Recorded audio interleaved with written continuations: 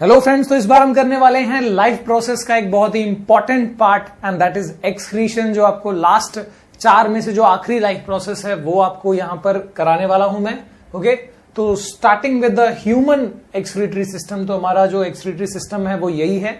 Okay, इसके अंदर आप देख सकते हो किडनीज है, दीज आर किडनीज। देखा जाए तो ये हमारा राइट किडनी हुआ, ये वाला लेफ्ट किडनी हुआ। So this is right kidney, ये वाला हो गया लेफ्ट किडनी, राइट। और इसमें ब्लड जो है प्योरिफिकेशन होता है। एक्सक्रीशन का मतलब आपको पता होगा, it is the removal of harmful waste, या इन जनरल अब 10th के हिसाब से बात करा जाए तो it is a removal of metabolic waste from the body. ठीक है, दैट इज एक्सक्रीशन। अब इसमें क्या होगा, इसमें ऑब्वियसली ब्लड जाएगा। ठीक है, तो यहां पर this is your renal artery. Renal ये वर्ड किसके लिए यूज किया जाता है? किडनीज के लिए, बात याद रखना। तो रेनल आर्टरी वो आर्टरी जो यहां पर ब्लड ले आ रहा है फ्रॉम द हार्ट। किस लिए ले आ रहा है?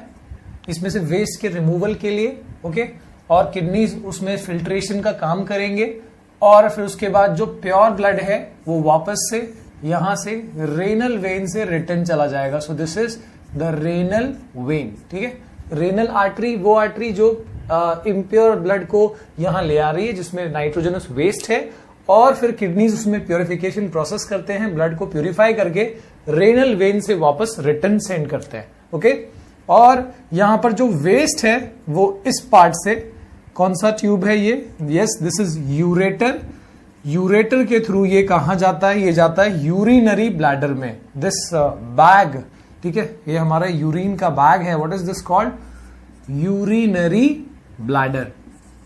तो अब ये इस ब्लैडर के थ्रू क्या होगा, ये इसके अंदर यूरिन स्टोर होगा और यूरेथ्रा से, this part is called urethra.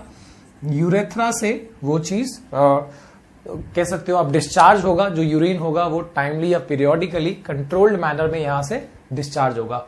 अब इसके बाद हम बात करते हैं एग्जैक्टली कि किडनीज ये काम कैसे कर पाते हैं। तो किडनीज, असल में किडनीज के अंदर there are ultra filtering unit, जिनको नेफ्रॉन कहा जाता है। और एक किडनी में अबाउट 1.2 मिलियन नेफ्रॉन्स होते हैं।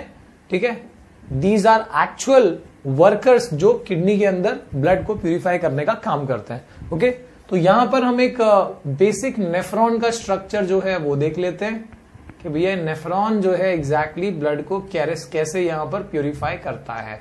ठीक है, तो आप ये स्ट्रक्चर देख सकते हो कि ये क्या है। This is your basic nephron. छोटा सा समझो कि ऐसे 1.2 मिलियन नेफ्रॉन्स अबाउट एक किडनी में होते हैं, राइट।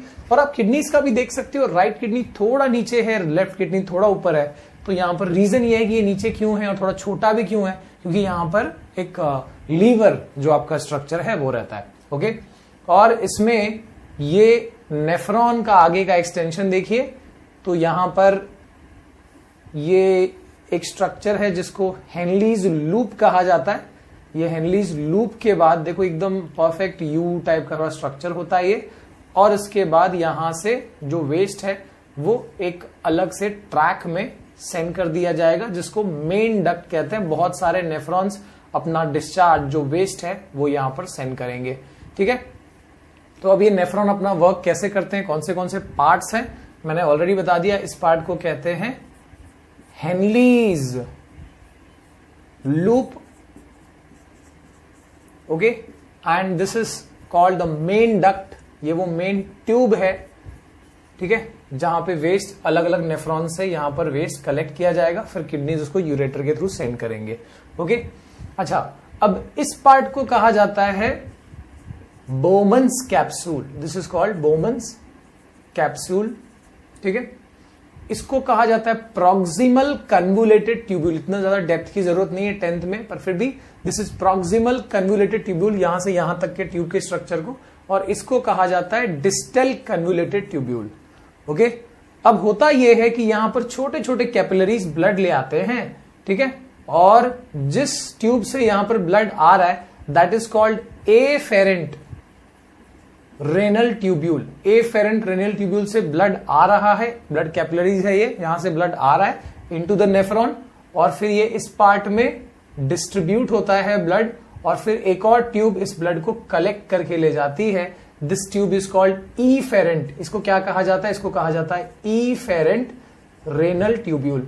अब एफेरेंट और रीफेरेंट में फर्क देख सकते हो आप, ये थोड़ा सा ब्रॉड है, थोड़ा ज्यादा ब्रॉड है, और ये कैसा है? ये नैरो है। तो जब ऐसा होगा, ऑब्वियसली ब्लड जो है प्रेशर में आ रहा है, और जब ट्यूब और पतली हो गई तो क्या हो जाएगा? ब्लड का प्रेशर इस पार्ट में और ज्यादा बढ़ जाएगा। यहां से ब्लड आ रहा है, इधर स्प्रेड हो रहा है, और यहां से कलेक्ट किया जा रहा है, but this part efferent is narrower than afferent, जिसकी वजह से जो इसके अंदर के ब्लड के काफी कंपोनेंट्स, वेस्ट के साथ कुछ इंपॉर्टेंट कंपोनेंट्स भी यहां से इस तरफ थ्रो कर दिए जाएंगे। ठीक है, बोमन्स कैप्सूल वाले पार्ट में वो कुछ पार्ट्स आ गए, और यहां पर सीलिया प्रेजेंट होता है, जो इन पार्टिकल्स को जो इधर आए हैं इनको ट्यूब में सेंड करता है इस मैकेनिज्म से। ठीक है, यानी पार्टिकल्स यहां आ गए, और यहां से जब ये धीरे धीरे आगे बढ़ेंगे, ये पार्टिकल्स क्या क्या कंटेन कर रहा है वो भी देख लो।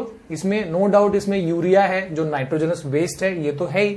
साथ में इसके अलावा कुछ इंपॉर्टेंट चीजें भी है, जैसे इसके अंदर है अमाइनो एसिड, जो कि ऑब्वियसली प्रोटीन है, प्रोटीन का एक फॉर्म है। ओके, और यहां पर इसके अलावा है ग्लूकोज, अगेन इंपॉर्टेंट कंपोनेंट जो ब्लड लूज नहीं करना चाहेगा, बॉडी लूज नहीं करना चाहेगा।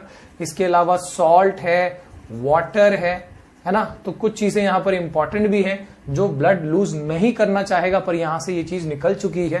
तो इसके लिए ब्लड का एक कैपिलरी जो है इधर भी वाइंड करता है, इसको स्ट्रक्चर को कॉइल करता है आगे से भी, ताकि जो इंपॉर्टेंट चीजें हैं वो वापस से रीअब्सॉर्ब करी जा सके।